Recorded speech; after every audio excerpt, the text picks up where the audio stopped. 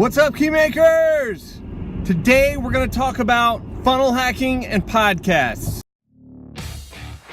You wake up, drive 30 minutes to work as an employee at your 9 to 5, which you hate, and all you can think about at work is providing for your family, starting your business, moving it forward, changing the world, and in the process, living the life of freedom and fulfillment you've always imagined.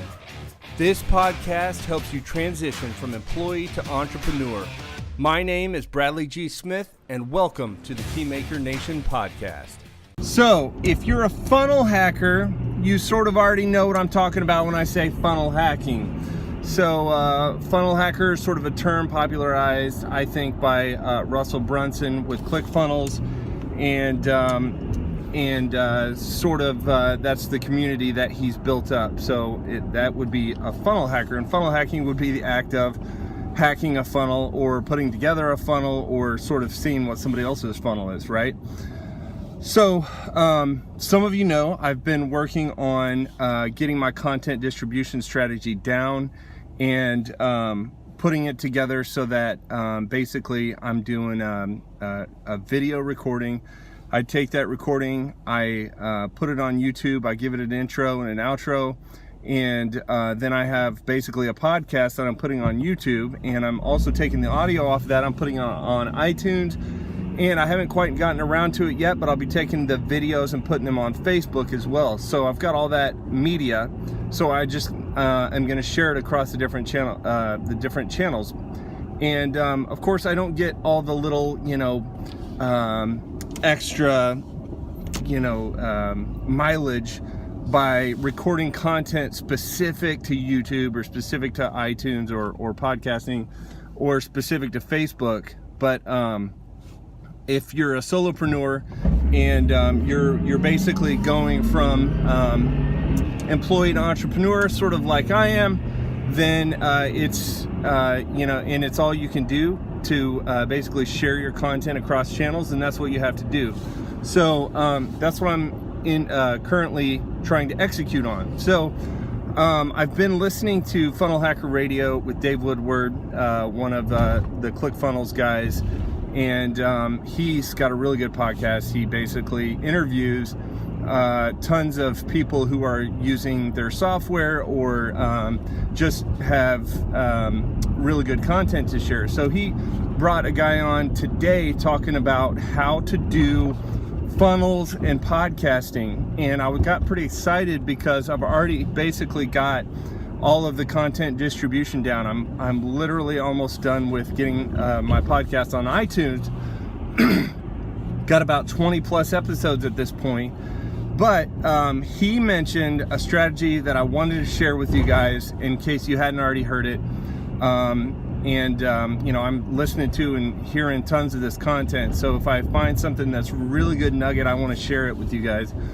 So this particular guest is, really good with podcasts and has figured out really good ways of monetizing podcasts. And he talked about how sort of awkward it can be sometimes to get sponsors or basically use your podcasting platform to just add ads into your podcast, and that gets sort of awkward for your listeners, especially if you've got a podcast about marketing, and then all of a sudden somebody cuts in you've got somebody cutting in with an ad in the middle of your content selling socks or something like that, right? There's no really, it's a non sequitur, right? So it just kind of is glaringly obvious that, you're trying to make ends meet with your podcast, which is totally fine, but it doesn't quite flow well for your listeners. And so, hey, if you're doing that and you're making money via that, more power to you. But for me, I haven't gotten to that point yet, and I haven't started monetizing with any sort of ads or sponsorships yet. And so I just wanted to point out, just drove by a cop, so I'm trying to make sure everything's good, but just wanted to point out that this specific way that this guy was talking about driving traffic to your funnels. So he said, basically, you have a podcast, right? Okay, and that podcast is hosted somewhere online, right? And you have a website for that podcast, and let's say you have your content for your podcast on a specific page online, right? So my particular podcast is called Keymaker Nation, and right now I'm hosting that on bradleygsmith.com. That may get moved over to keymakernation.com. But I've got basically links to, you know, my Facebook private group, Keymaker Nation, and I've got a link to the podcast on bradleygsmith.com, and the podcast on bradleygsmith.com just links to a blog post about each one of the podcasts, and it's got the transcription of the podcast on the blog post. So I've got all of the content of the podcast on a blog post. So yeah, I've got a link to a podcast on my website, so I can drive traffic to that.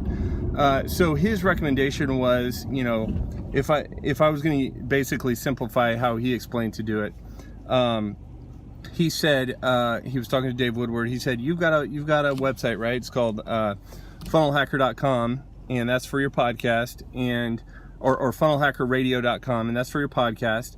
And you've got you've got each of your shows numbered, right? Episode 1, episode 2, episode 3, episode 200, 201, 202, 203. And he said, well, if you just do a simple link on each one of your episodes, one that's real easy for your listeners, then all you have to do for that particular podcast is mention, okay, if you've shared specific materials, or you have a lead magnet or downloadable guide, or you want people to get into your funnels, all you have to do is say, okay, now go to funnelhackerradio.com/episode 1.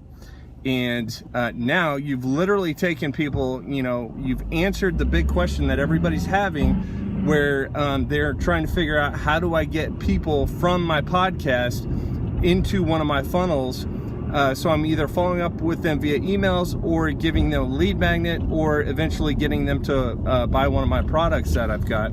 And this is the way to do it. You basically just have a real simple explanation inside of your podcast with a link to how to get there, and you just say, hey, this is funnelhackerradio.com/episode 1. Any of the materials we talked about, or any of the links that I want to share, are going to be at that URL. So just go to that webpage, and you'll be able to download any of that content that I'm sharing today. And when you do that, then you give yourself a chance to get people to opt in. And he had a really good sort of explanation for how well that works. And he said, when people opt in to what you were talking about for that day, then they care about what you were talking about for that day. And that's sort of their vote to say, yeah, I want to hear more about this. And when they don't opt in, then that's the market saying that they don't care about that particular topic. And I realize there are a lot of other factors in play, like how big is your audience size and stuff like that. But eventually, people will start listening to you and your podcast, and because your podcast is hosted online, they'll be able to go back and listen if your content's good. And eventually, if they haven't already opted in, then, as your audience grows, then they will come back to those episodes where you've mentioned to go from podcast to funnel, and they'll be able to get into your lead magnet or an opt-in form that you've provided them. So I just wanted to share that with you. Just mention on your podcasts, specifically if there's any extra material, or if you have a bottom of the value ladder product that you've put together, or bottom of the value ladder sort of white paper or offer that you want to give your potential clients, then you mention it there. You always just send them to that episode of the podcast, and then they can follow up and opt in, especially based on whether or not they liked the content for that day. So So that's what I got for today, and man, I thought that was really good, and I just wanted to share that with you guys. Hope you guys got something out of it, and I'll see you guys in the next episode. Hey guys, don't forget to join me in the Keymaker Nation private Facebook group. If you're listening to the podcast via iTunes, please rate and review, and if you're listening via YouTube, don't forget to thumbs up and subscribe. And as always, thanks for listening.